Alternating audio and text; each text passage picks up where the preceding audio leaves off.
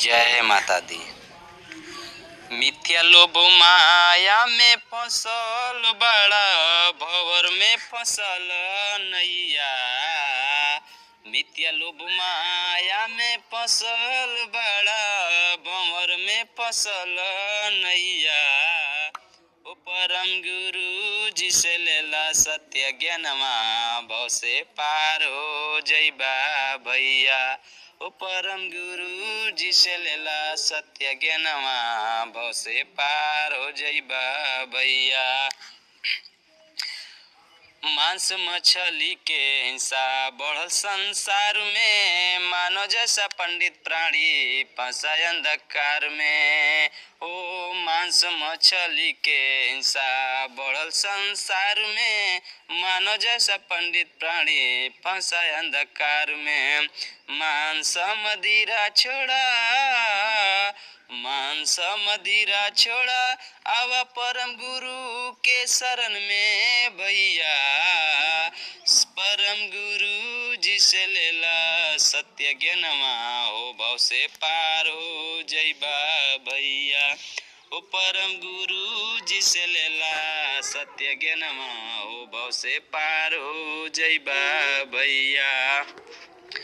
रोग भूत ग्रह के सत्य मान लिहल, डॉक्टर ओझा से निदान करवल।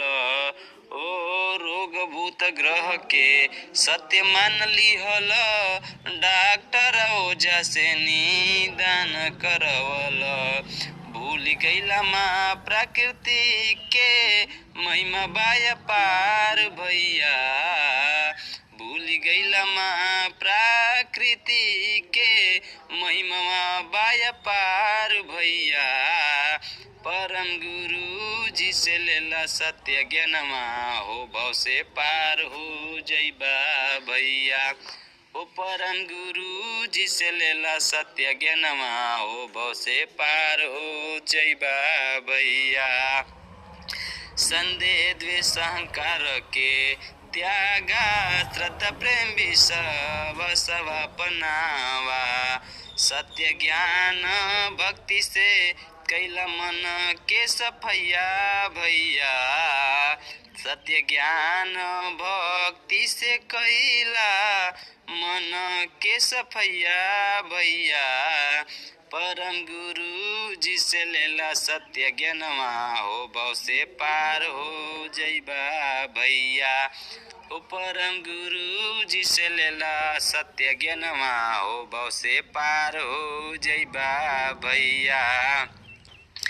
सत्य ज्ञान लेके कैला सत्य कर्म बबुआ, खुल जाई तोहार मुक्ति के द्वार बबुआ। सत्य ज्ञान लेके कैला सत्य कर्म भैया, खुल जाई तोहार मुक्ति के द्वार भैया। ओ सत्य रहिया पे, सत्य रहिया पर गुरु परम गुरु बनी हो सहैया भैया।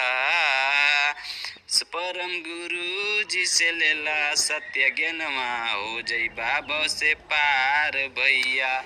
ओ परम गुरु जी से लेला सत्य ज्ञानमा, हो जइबा भव से पार भैया। जय माता।